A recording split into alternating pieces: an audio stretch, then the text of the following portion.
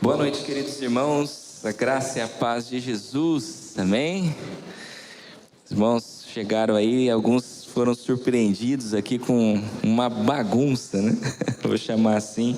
Estamos fazendo uma reforma e um período aí de transtorno, mas vai ser para melhorar um pouco da nossa infraestrutura. Peço que os irmãos tenham um pouquinho de paciência. A gente está passando aí por esse período, próximos 15 dias aí, provavelmente a gente ainda vai ter algumas mudanças, mas vamos aí pintar o nosso templo para a glória e honra do nosso Deus. Que alegria estar com você aqui nesta noite. A Marissa já disse, enquanto estava no momento de louvor, dando boas-vindas aos visitantes. Se você nos visita nesta noite, quero dizer também mais uma vez, você é bem-vindo, bem-vinda. Sinta-se muito à vontade em nosso meio. No final do culto, até vou reforçar isso, nós temos algumas pessoas que têm algumas fichinhas de visitantes. Se você quiser um contato nosso, se aproximar, conhecer mais a nossa igreja, depois eu vou lhe explicar como você pode fazer isso. Mas é uma alegria nós estarmos juntos aqui, louvando, engrandecendo o nosso Deus. Eu quero com você, neste momento, nesta noite, refletir sobre a palavra de Deus. Nós temos uma temática que nós estamos seguindo no mês de março, falando a respeito de relacionamentos que transformam.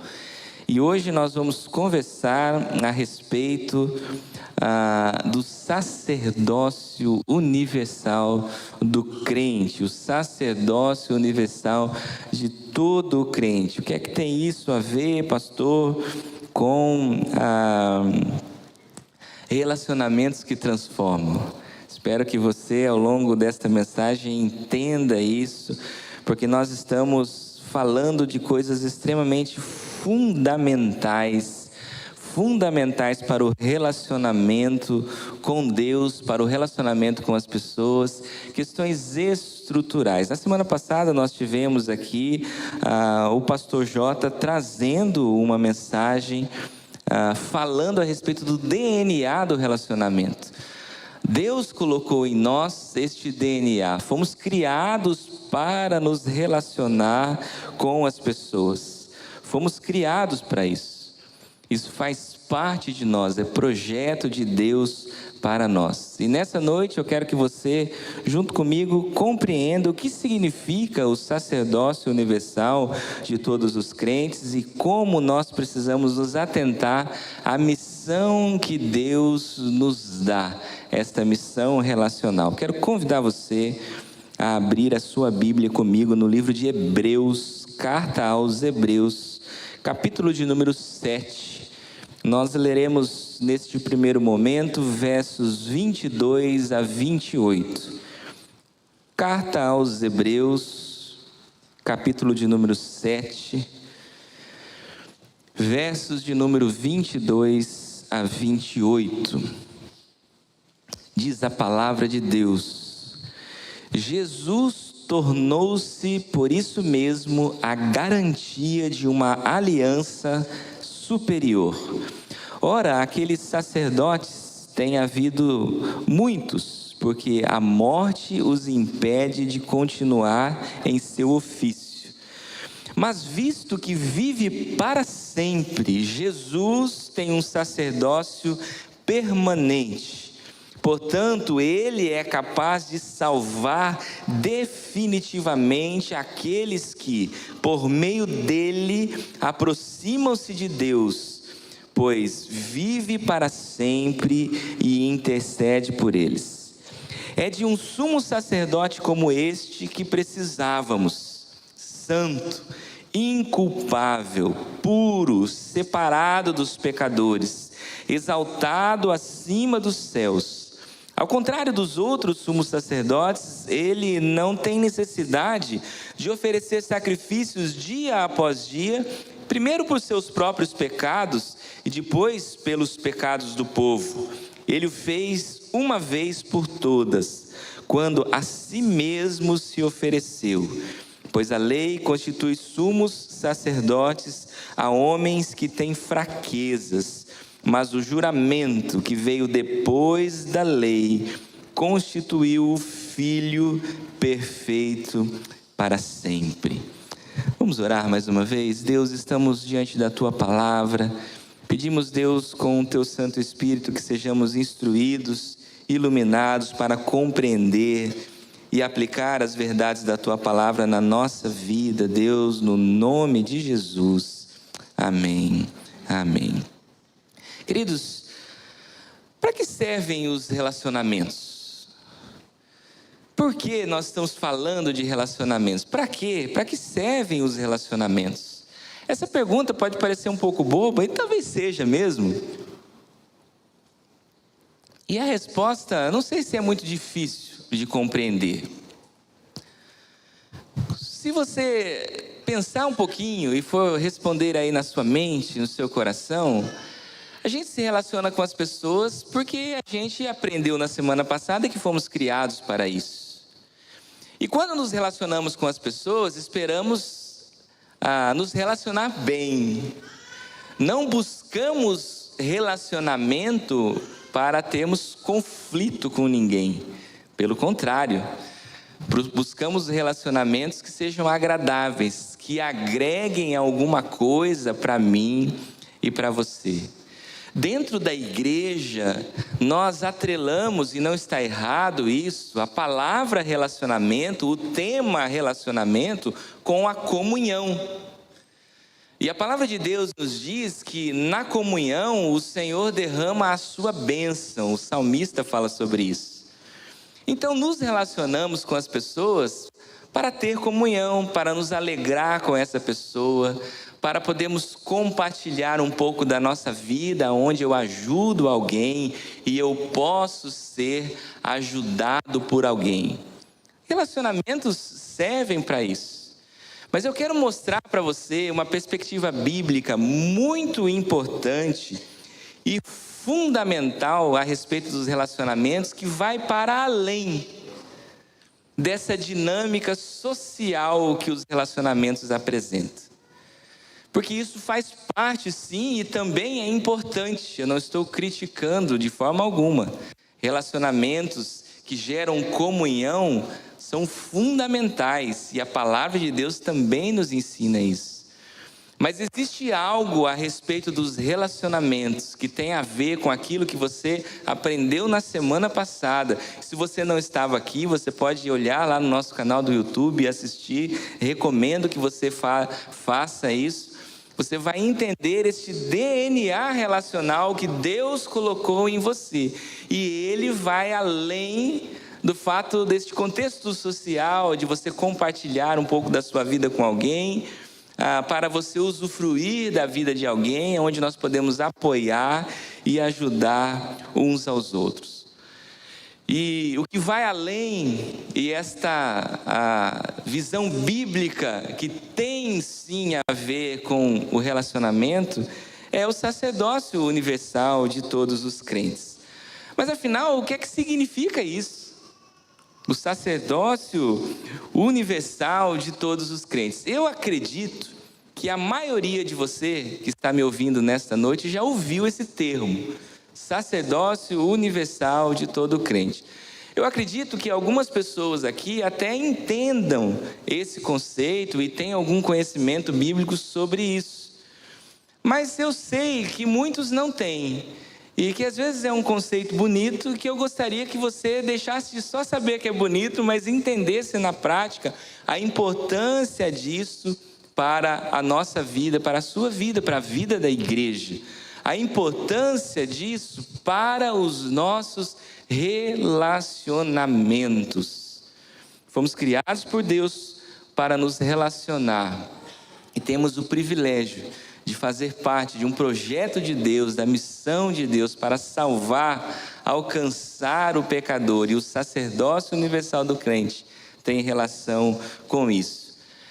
O sacerdócio universal do crente é uma doutrina batista. Os batistas inventaram isso? Não é uma doutrina batista. Na verdade, é mais do que uma doutrina batista. É um princípio de fé, que inclusive é comum a muitos cristãos. Não é uma exclusividade do povo batista. Eu já preguei algumas mensagens aqui na igreja onde expliquei este conceito. É como se fosse uma pirâmidezinha ali, onde o alicerce é o princípio de fé. A partir desses princípios de fé, você constrói um corpo doutrinário e em cima dessas doutrinas você faz a sua teologia. E princípios de fé, eles às vezes são comuns a, inclusive, várias religiões. Eu costumo usar o exemplo da salvação. O conceito teológico de que o homem precisa de um Deus que salva é comum a muitas religiões. Até os muçulmanos acreditam que o ser humano precisa de um Deus que o salve. Então este é um princípio de fé comum. E à medida com que os princípios de fé eles existem, eles vão afunilando e vão delimitando pensamentos e conclusões teológicas. O que me diferencia como batista de um presbiteriano? Um conjunto de doutrinas que são conclusões teológicas de um grupo de pessoas feita por homens, inclusive passível sim de falha e de erros, porque é baseado sim nas escrituras, tem todo o cuidado para isso, mas é um conjunto de conclusões acordadas ao longo do tempo que definem um grupo. E nós temos como povo batista princípios que nos norteiam, e esses princípios formam a nossa declaração doutrinária. Mas o sacerdócio universal do crente, ele nem está diretamente na declaração doutrinária, porque ele vem antes disso. Ele é para nós um princípio de fé. Quando nós olhamos para a nossa declaração doutrinária e vemos ali princípios como missiológicos, né? O que a igreja precisa ser em relação a alcançar a missão, fazer missões, e nós somos conhecidos como um povo missionário. Quando nós olhamos ali para a nossa declaração doutrinária e olhamos os elementos da própria salvação, como isso se dá à luz da palavra de Deus, a partir de Jesus Cristo, regeneração, justificação, santificação, glorificação, são todos conceitos que estão alicerçados neste princípio de fé, o sacerdócio universal de todo o crente. A reforma protestante trouxe para nós um aprofundamento nesse tema, porque ainda que dentro do catolicismo a temática sacerdócio de todos os crentes exista, mas existe uma diferença muito grande em como se aplica na prática. E essa diferença muito grande surgiu a partir da reforma protestante. Porque nós cremos que todo o cristão, ele tem livre acesso ao Senhor, livre acesso a se relacionar com Deus, e você não precisa de nenhum intermediário para fazer isso, porque você é um sacerdote do rei. Você vai entender um pouco melhor o que isso significa. Cremos assim. Este é um princípio de fé muito importante. Para a gente entender, então, eu quero convidar você a aperte os cintos aí, vamos fazer um passeio breve no conceito do sacerdote no Antigo Testamento. O princípio vem de lá. E embora o Novo Testamento tenha mudado muito a prática de como isso acontece hoje, o princípio vem de lá e continua sendo o mesmo. O nosso Deus é o mesmo ontem, hoje e será eternamente. No nosso Deus não existe sombra de variação. Os princípios aprendidos e compreendidos nas Escrituras são eternos e permeiam o Antigo e Novo Testamento. E o sacerdócio é um desses temas. Quem era o sacerdote no Antigo Testamento? Quem de fato era o sacerdote no Antigo Testamento? Quero convidar você a ler comigo Êxodo, capítulo 28. Vamos ler versículo 1 a 5. Este texto nos fala a respeito do primeiro sumo sacerdote, dos primeiros sacerdotes constituídos pelo Senhor, sob orientação total do Senhor. Diz o texto da palavra de Deus: chame seu irmão Arão e separe-o dentre os israelitas, e também os seus filhos, Nadab e Abiú, Eleazar e Itamar, para que me sirvam como sacerdotes. Antes de continuar, chame seu irmão Arão. Irmão de quem? Irmão de Moisés. Então Moisés está dando essas instruções da parte de Deus. Versículo 2 então diz assim: para o seu irmão Arão, faça vestes sagradas que lhe confiram dignidade e honra. Diga a todos os homens capazes, aos quais dei habilidade, que façam vestes para a consagração de Arão, para que me sirva como sacerdote. São estas as vestes que farão: um peitoral, um colete sacerdotal, um manto, uma túnica bordada, um turbante e um cinturão, para que o sacerdote Arão e seus filhos me sirvam como sacerdotes. Eles farão estas vestes sagradas e usarão linho fino, fios de ouro e fios de tecido azul, roxo e vermelho. Nós temos aqui a explicação, o conceito inicial de quando começou essa história dos sacerdotes. Eu não vou entrar em detalhes aqui para os irmãos, mas quando Deus institui o sacerdócio dessa forma, Ele estava assim falando a respeito de uma prática conhecida, né, entre os povos. E Ele aproveita isso, esse conceito de alguém que é intermediário, e traz isso para dentro da instituição a partir de Moisés, para como o povo devia se relacionar com ele. E então está aqui instituído Arão, o primeiro sacerdote.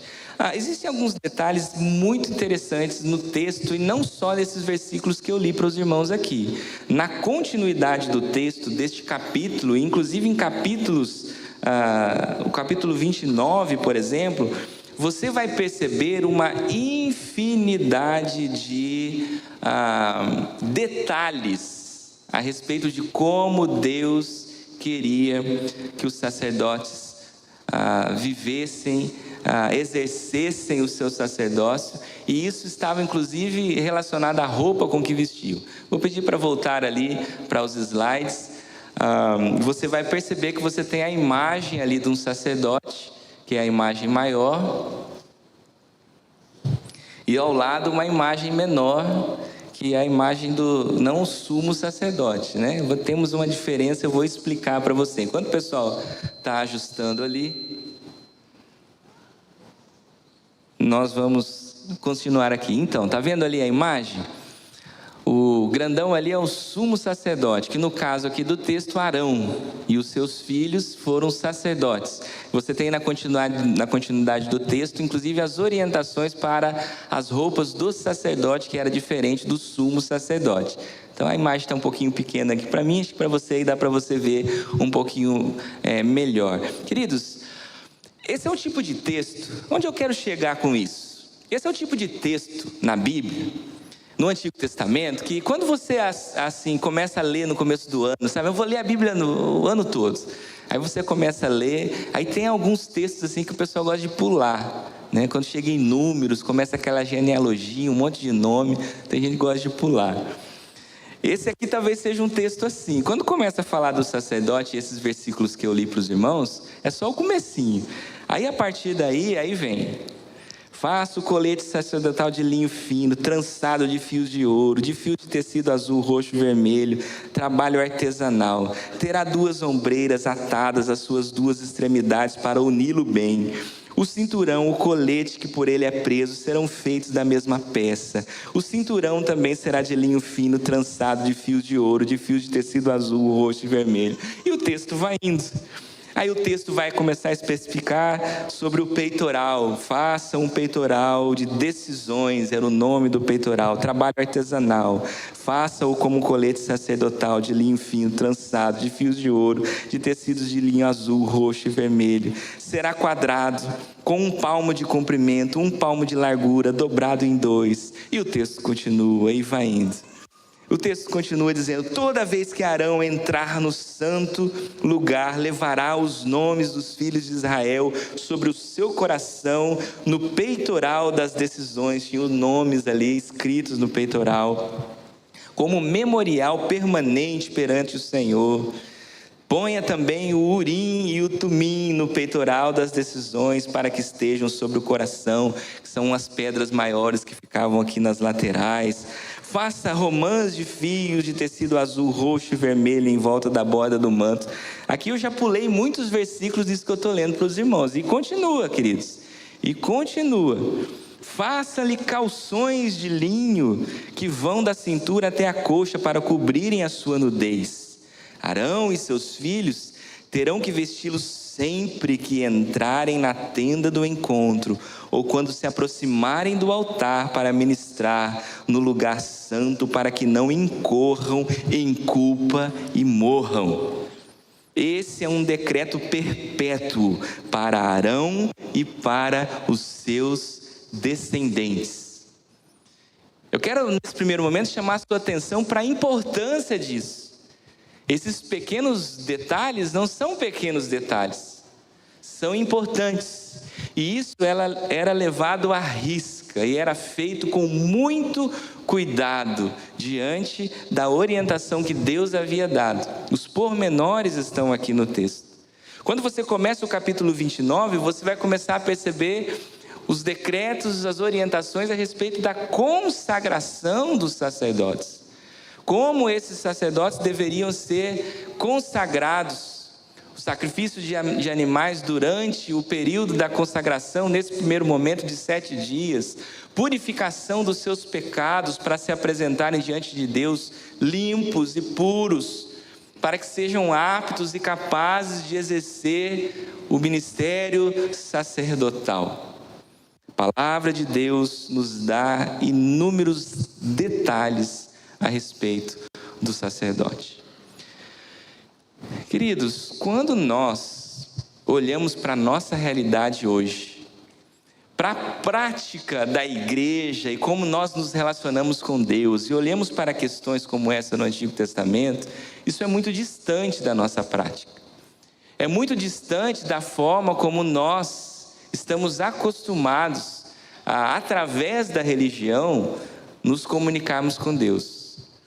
Mas o fato é, a pergunta que eu faço: por que esses textos existem nas Escrituras e o que isso significa? Qual a importância disso para nós? Tem alguma importância ou isso simplesmente se tornou irrelevante? Queridos, não se tornou irrelevante. Aliás, existe aqui no Antigo Testamento e através desse tipo de texto, a percepção muito clara de como Deus dá importância a detalhes. A percepção muito clara da importância de um sacerdote. E isso é mais fácil de enxergar aqui do que nos textos do Novo Testamento. A palavra de Deus está aqui para que nós possamos perceber a importância de um sacerdote. Como Deus olha para esse sacerdote, o que Deus quer desse sacerdote. A santidade, o cuidado com as pequenas coisas, os detalhes. O nosso Deus se preocupa com os detalhes da minha e da sua vida. Ele olha para como nós vivemos as nossas vidas, como nós nos relacionamos com Ele e com as pessoas. E Ele espera que eu e você tenhamos com Ele um relacionamento saudável, assim como com as pessoas. Quando nós olhamos para o sacrifício de Jesus, para o véu que se rasgou, para a liberdade que nós temos para entrar no Santo dos Santos, pelo livre acesso que o sangue de Jesus nos dá, Nós não podemos perder de vista a importância e o privilégio que nós agora temos. E algumas pessoas passam a se relacionar com Deus de forma completamente equivocada e desleixada. E eu não estou falando para os irmãos a respeito de usos e costumes, eu estou falando para os irmãos a respeito de princípios de relacionamento.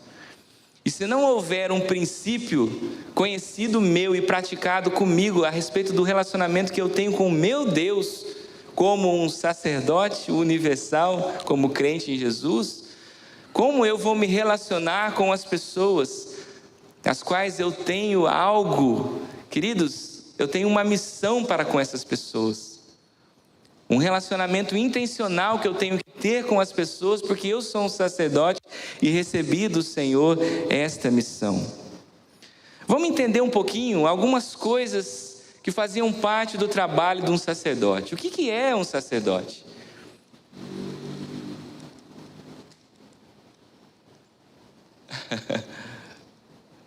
Pode voltar lá para... Isso, muito bem. Deixa aí, não precisa mais pôr os textos bíblicos, tá bom? Prefiro que deixe aí no PowerPoint. O sacerdote era intermediário entre Deus e o povo. E essa palavra, queridos, ela é muito importante. Ela é muito importante. Eles representavam Deus diante do povo e representavam o povo diante de Deus. Você precisa entender que para você se relacionar com o Senhor, cumprindo a lei de Moisés, os protocolos que existiam para que você pudesse adorar o Senhor, você tinha que seguir à risca uma série de coisas e orientações. E todas essas orientações, e todas essas coisas, todos esses elementos de culto e de adoração que existiam, passavam pelo sacerdote. Eu quero adorar ao Senhor, eu vou aonde? Eu vou ao templo. Fazer o que no templo? Vou chegar lá, vou sentar e vou adorar ao Senhor? Não, eu vou procurar o sacerdote. Eu vou falar com o sacerdote. Eu vou dizer ao sacerdote o que eu estou querendo oferecer ao Senhor, qual é o motivo, qual é o tipo de oferta. E o sacerdote é quem vai pegar aquilo e vai a Deus oferecer a minha adoração. Não sou eu que vou, é o sacerdote que vai. Ele é intermediário, ele representa para o povo o nosso Deus. E ele representa de forma santa. Ele tem que se apresentar assim, puro e inculpável. E é fato que isso nem sempre era assim.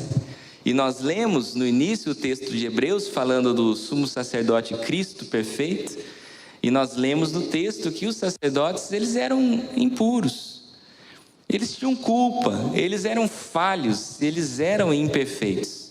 Aliás, no processo para poder intermediar entre Deus e o povo, o sacerdote, ele tinha que sempre antes, a primeira coisa que ele fazia era oferecer sacrifícios por si, pelos seus pecados, pelas suas culpas, era pedir perdão pelos seus pecados, era se purificar, para que ele pudesse então, depois, cumprir aquilo que lhe fazia parte como sacerdote.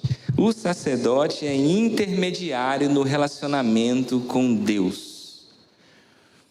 Não sei se você consegue perceber a implicação prática disso para nós hoje. O sacerdote era intermediário no relacionamento das pessoas com Deus, porque hoje nós não temos mais intermediários. Porque hoje nós temos livre acesso. Mas o que é que aconteceu com a função sacerdotal? O que é que aconteceu com o princípio? Ele continua existindo. E ele é importante. Mas antes de falar sobre isso, vamos avançar um pouquinho. Como intermediário, ele tinha algumas funções assim, extremamente religiosas, né? Cabia ao sacerdote cuidar das ofertas, dos sacrifícios, os materiais. Se você ler o livro de Levítico, praticamente todo o livro de Levítico, ele serve para dar detalhes da regulamentação desse serviço sagrado que o sacerdote devia oferecer. Aliás, está aí um outro livro que muita gente pula na hora de ler, né? Aí começa aquele monte de coisa falando sobre material, umas coisas, livro de Levítico. Esses livros, queridos, são muito importantes. Eles mostram para a gente a seriedade que Deus tem no relacionamento conosco. Porque embora Cristo Jesus, eu vou repetir isso durante toda a minha mensagem, tenha vindo, o véu tenha se rasgado, o princípio, o Deus é o mesmo, a importância que Ele dá ao meu e ao seu coração continua o mesmo. O nosso Deus é o mesmo ontem, hoje e o será para sempre. Era a função do sacerdote carregar e transportar a arca da aliança, quando fosse necessário. Aqui também vale destacar a função privilegiada do sumo sacerdote. E aqui eu quero fazer uma explicação para você sobre isso. Além de líder dos demais sacerdotes, somente ele cumpria a função de entrar no lugar mais reservado do tabernáculo, onde ficava a arca da aliança. Ele fazia isso apenas uma vez por ano, no dia da expiação. Então existiam muitos sacerdotes, mas um único sumo sacerdote. Que é um sumo sacerdote? O líder dos sacerdotes. As funções básicas ali do dia a dia eram pelos sumos sacerdotes orientados. Inclusive ele também fazia isso. Na verdade, tudo era muito comum sob a supervisão do sumo sacerdote. Com esta exceção, o Santo dos Santos, o lugar onde ficava a Arca da Aliança, ali somente o sumo sacerdote podia entrar. Então esses eram atribuições religiosas, funções religiosas que um sacerdote tinha, algumas delas. Mas existiam funções sociais também, não eram só religiosas. Pode-se dizer que a função social dos sacerdotes era como uma obrigação secundária, mas nem por isso deixava de ser importante e fundamental. Na verdade, a função social dos sacerdotes também era regulamentada pela lei mosaica e constituída parte importante do papel exercido pelo sacerdote na condução do povo a uma vida de santidade. O sacerdote, queridos, ele tinha uma função social.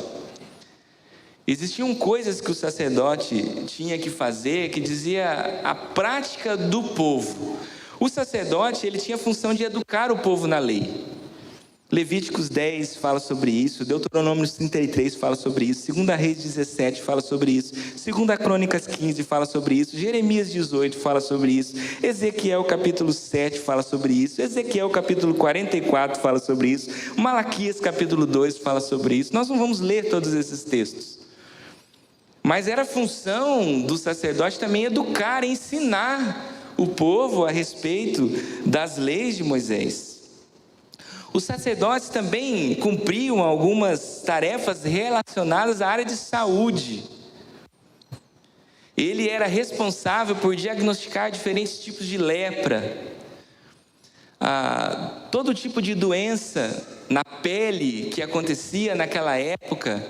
Ela era muito temida e muitas doenças, como a lepra, podiam ser transmitidas. Então tinha até um papel que as pessoas costumam dizer que o sacerdócio exercia para ajudar a não proliferação disso.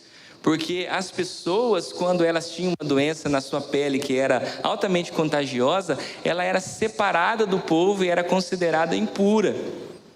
Mas, na verdade, não era o aspecto principal do sacerdote a questão da saúde pública.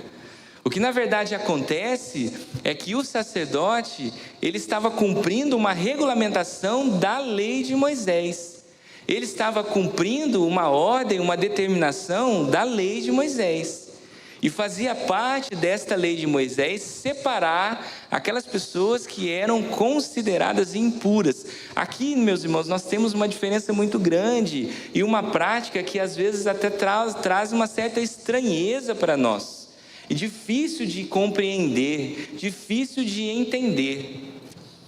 Porque essa pessoa, quando ela era considerada impura, ela era tirada do meio do povo, e não só do meio do povo, ela perdia o acesso a Deus. E se ela se curasse daquela doença, o sacerdote poderia olhar para ela, saber se ela tinha se recuperado e autorizar novamente declarar novamente essa pessoa pura, e ela então poderia voltar a se relacionar com as pessoas e se relacionar com Deus. Olha que coisa interessante. Este relacionamento, essas funções sociais que o sacerdote exercia, tinha grande importância na prática, em como as coisas eram feitas.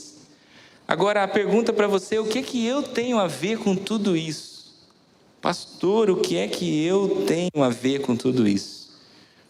E aí eu quero voltar com você lá no texto de Hebreus capítulo 7, versos 22 a 28. E nós vamos olhar para esse texto e depois nós vamos ler também o capítulo 8, de 1 a 7.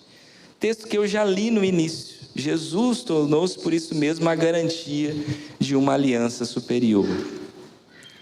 Aqueles sacerdotes eram muitos, porque a morte os impedia de continuar em seu ofício, diz o texto bíblico.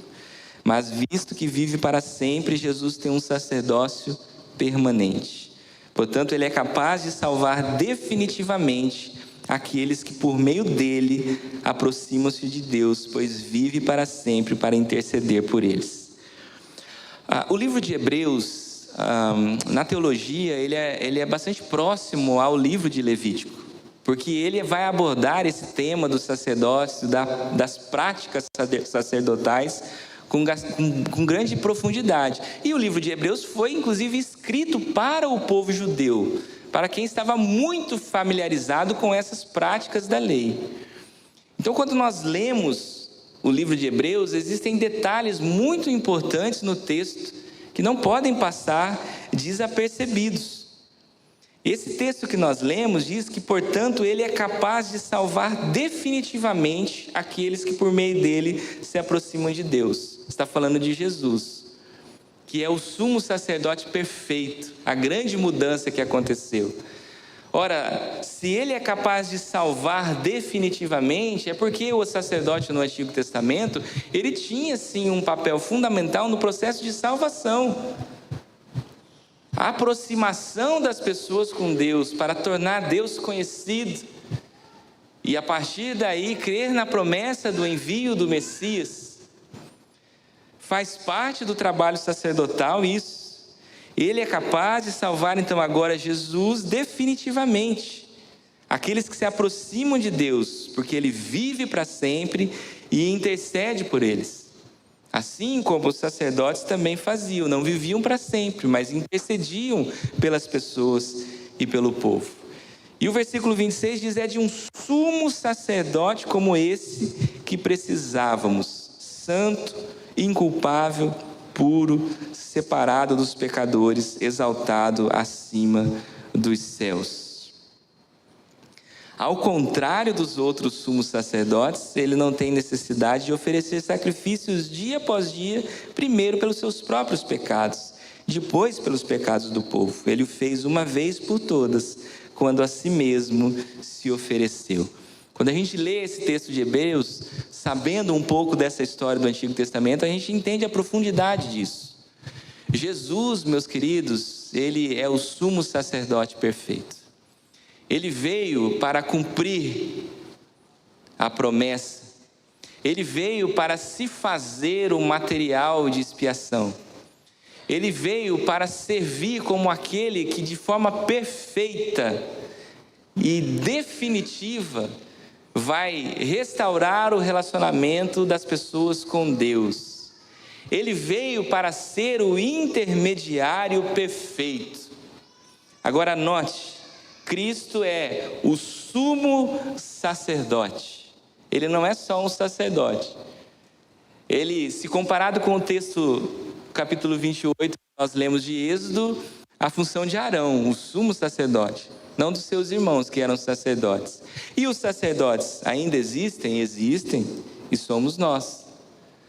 O capítulo 8 de Hebreus, versículo 1 diz: o mais importante do que estávamos tratando é que temos agora um sumo sacerdote como esse, o qual se assentou à direita do trono da majestade nos céus e serve no santuário, no verdadeiro tabernáculo que o Senhor erigiu e não o homem.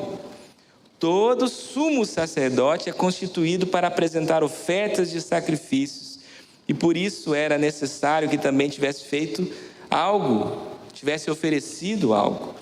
Se ele estivesse na terra, nem seria sumo sacerdote, visto que já existem aqueles que apresentam as ofertas prescritas na lei. Eles servem num santuário que é cópia e sombra do que está nos céus, já que Moisés foi avisado quando estava para construir o tabernáculo. Tenha cuidado de fazer tudo segundo o modelo que lhe foi mostrado no monte. Agora, porém, o ministério que Jesus recebeu é superior ao deles, assim como também a aliança no qual ele é mediador é superior à antiga, sendo baseada em promessas superiores. Pois se aquela primeira aliança fosse perfeita, não seria necessário procurar lugar para outra. Então nós temos, meus queridos, em Jesus uma nova aliança, uma aliança agora perfeita e definitiva. O grande problema aqui é nós perdemos de vista os princípios aprendidos na antiga aliança, que trouxeram o povo até este momento da escrita da carta aos Hebreus e nos trouxeram até nós hoje. Jesus, ele é o sumo sacerdote, mas eu e você somos sacerdotes do Rei Jesus. Porque o princípio do intermédio ainda existe. Não existe mais mérito meu, porque eu não sou um sacerdote que tenho mérito. E em hipótese alguma, aliás, essa seria talvez a maior heresia, eu dizer para alguém que ela precisa de mim ou de você para ser salvo. Não, é só Jesus, ele é o único e suficiente Salvador. Isso está estabelecido. Mas no plano de Deus, como isso acontece? Desde o Antigo Testamento, Deus escolhia pessoas para fazer esse intermédio.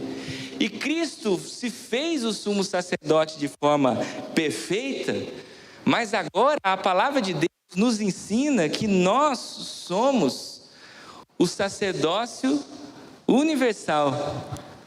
Todo crente é sacerdote. 1 de Pedro 2, capítulo 4 e 5 diz: à medida que se aproximarem dele, a pedra viva dele quem? Jesus, rejeitada pelos homens, mas escolhida por Deus e preciosa para ele, vocês, queridos, eu e você, vocês também estão sendo utilizados como pedras vivas na edificação de uma casa espiritual para serem sacerdócio santo, oferecendo sacrifícios espirituais aceitáveis a Deus por meio de Jesus Cristo. Leve a sua mente para aqueles detalhes do sacerdócio no Antigo Testamento e entenda os sacrifícios espirituais aceitáveis a Deus hoje. Estou dizendo, não estamos falando de usos e costumes, são princípios. Estou falando de santidade, estou falando de vida dedicada ao Senhor. O Senhor, o nosso Deus, está interessado nos pormenores da sua vida. O Senhor, o nosso Deus, está interessado nos mínimos detalhes do que você faz, do que você pensa, de como você age. Porque você hoje está sendo construído como pedras vivas, uma edificação aonde Deus habita, para que você possa, santo, se apresentar como sacerdócio real, sacerdote do Rei Jesus. 1 de Pedro capítulo 2, verso 9 diz: vocês, porém, são geração eleita, são sacerdócio real, nação santa, povo exclusivo de Deus, para anunciar as grandezas daquele que os chamou das trevas para a sua maravilhosa luz. Queridos, esse texto é lindo e é maravilhoso. O texto fala que eu e você, nós somos sacerdócio real. O povo de Deus é a nação santa, é um povo exclusivo. Para quê? O que diz o texto? Para quê? Para anunciar as grandezas.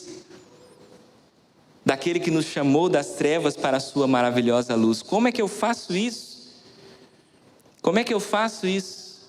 Queridos, entenda os princípios e responsabilidades da função sacerdotal no Antigo Testamento e observe se você tem cumprido o seu papel de sacerdote de Cristo. O papel de intermediário. Que isso, pastor?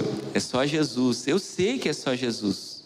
O mérito é todo dele. A salvação é somente por ele.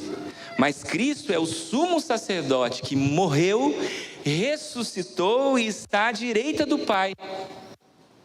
Esse é Jesus. E ele nos ensinou tudo o que nós precisamos para viver a nossa vida. E o que nós tínhamos que fazer enquanto crentes em Cristo Jesus aqui. E depois que ele veio, ensinou, morreu, ressuscitou, ele voltou para o Pai. Quem está aqui? Quem que ficou? Ficamos nós, eu e você. O sacerdócio universal do crente tem direta relação com a minha e a sua função dentro desse plano de Deus para levar Jesus para as pessoas. Através de quem as pessoas conhecem a Jesus?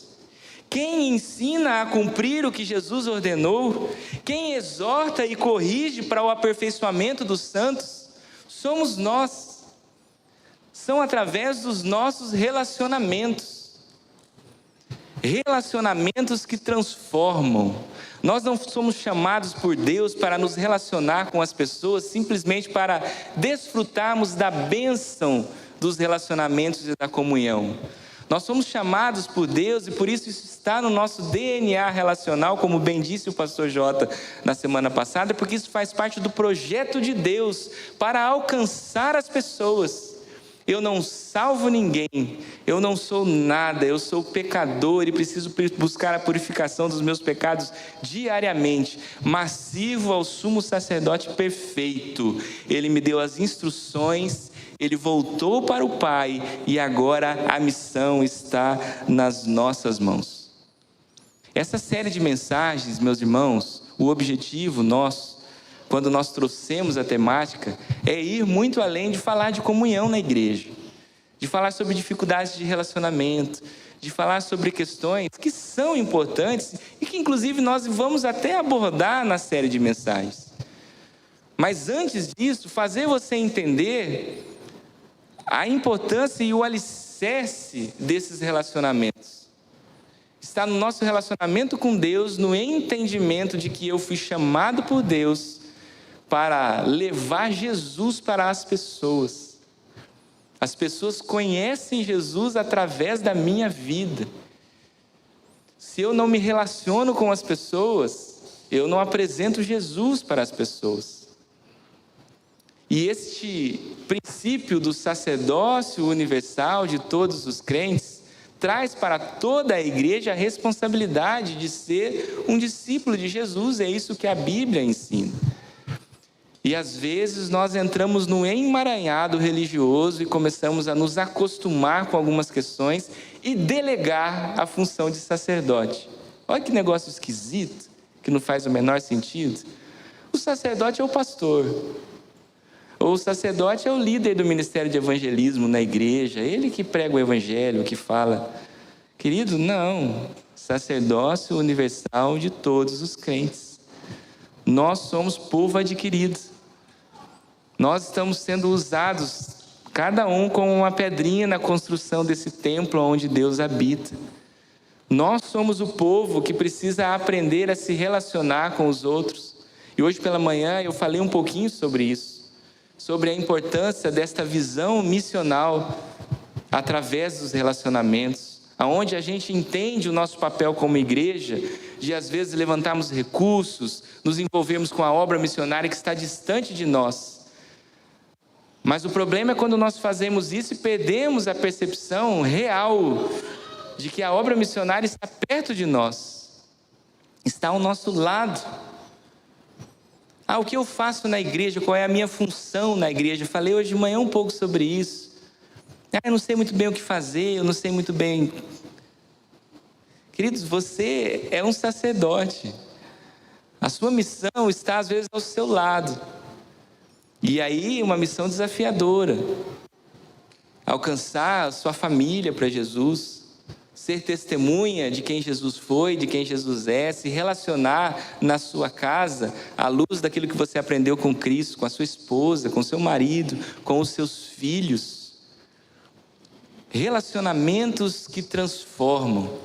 Isso faz parte, meu irmão, minha irmã, de um projeto de Deus para mim e para você. E é através deste projeto que as pessoas conhecem a Jesus Cristo. Eu me relaciono com as pessoas e as pessoas conhecem Jesus Cristo, porque Cristo está onde? No ar. Esse conceito abstrato, às vezes, da teologia. Onipresença, está em todos os lugares. Sim, está em todos os lugares. Mas ninguém andando na rua vai falar assim: Jesus cheirou ali, está aqui no ar, aqui Jesus. Não, ele vai ver em você. Ele vai ver nas suas atitudes, no seu comportamento, no seu falar. É você. Você é o sacerdote. Você é o intermediário, e entenda o que eu estou falando. Falo isso com cuidado porque eu não quero dizer, irmãos entenderam, né? Seria um absurdo muito grande, né? É só Jesus, é através dele. Eu apresento Jesus, ele é o sumo sacerdote. Só ele é digno de entrar no Santo dos Santos. Mas nós estamos cumprindo a missão. O nosso desafio e a minha oração tem sido que nós, povo de Deus, Igreja de Jesus neste lugar, entendamos esses conceitos que são fundamentais, que fazem parte da essência de quem nós somos. E agora eu vou puxar a sardinha para o nosso lado. Essência do povo batista, povo envolvido com a obra missionária. E queridos, nós perdemos muito disso e nos acostumamos a ser crentes de banco de igreja, a crentes que se envolvem com atividades, a crentes que estão acostumados com eventos. Já dizia uma expressão popular que evento é vento, vai e vem. Mas relacionamentos profundos e intencionais fazem parte do projeto de Deus para nós e somos igreja a partir disso. E nós não podemos perder essa que é uma essência nossa, que está para além da nossa declaração doutrinária, que faz parte do nosso princípio de fé e que inclusive é comum a algumas denominações. Você, meu irmão, minha irmã, é um sacerdote do Rei Jesus. Isso tem implicações práticas. Purifique sua vida, peça perdão dos seus pecados. Reconheça a presença santa de Deus que habita você a cada dia e viva de forma a agradar o Senhor. Vamos orar? Feche seus olhos, coloque sua vida diante de Deus nesse momento. Queria que você fizesse uma análise da sua vida agora. Você entendeu nessa mensagem? Eu quero crer que sim, a função e a responsabilidade do sacerdote no Antigo Testamento, e embora isso tenha mudado muito para nós hoje, mas eu queria que você pensasse se você tem cumprido o seu papel como sacerdote de Cristo. E qual a importância que você tem dado a esta função sacerdotal, porque nós todos temos esta função. Nosso sumo sacerdote perfeito morreu, ressuscitou, está vivo. Nos ensinou, nos instruiu, nos capacitou e nos deu todo o poder através do seu Santo Espírito para nós que ficamos aqui apresentarmos quem é Jesus, ensinarmos as pessoas a cumprirem o que Jesus ensinou, exortarmos se necessários, corrigirmos uns aos outros, nos aperfeiçoarmos. Isso é um relacionamento profundo, isso é um relacionamento que transforma.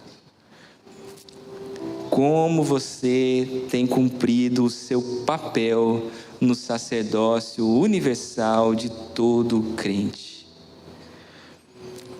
Pai querido, Deus de todo amor, graça e misericórdia, venha sobre nós, Deus, neste momento e fale ao nosso coração, mostrando mostrando, Senhor, aquilo que precisa ser mudado e transformado na nossa vida.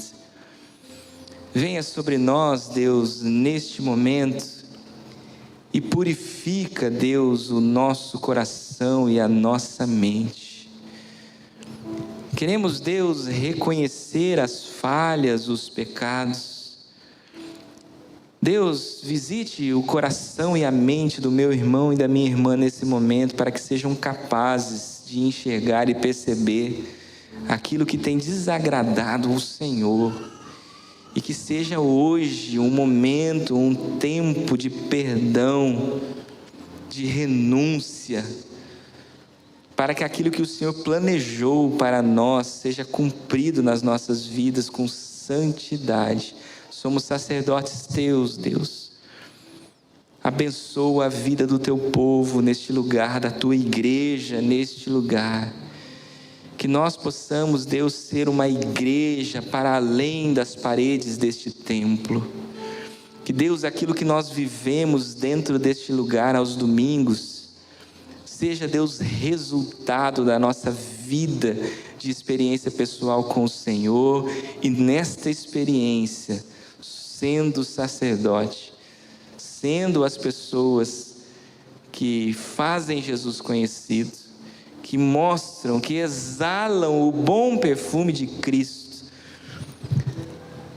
Pai, nós somos plenamente capacitados pelo Senhor para fazer isso. E eu quero louvar o Senhor por isso e agradecer, Deus, pelo teu Santo Espírito, pela tua presença, pelo poder do Espírito Santo que em nós habita. Deus, obrigado por isso, Senhor, e não deixe, não permita, Pai, que a nossa mente se desvie deste propósito lindo, maravilhoso, perfeito do Senhor para nós.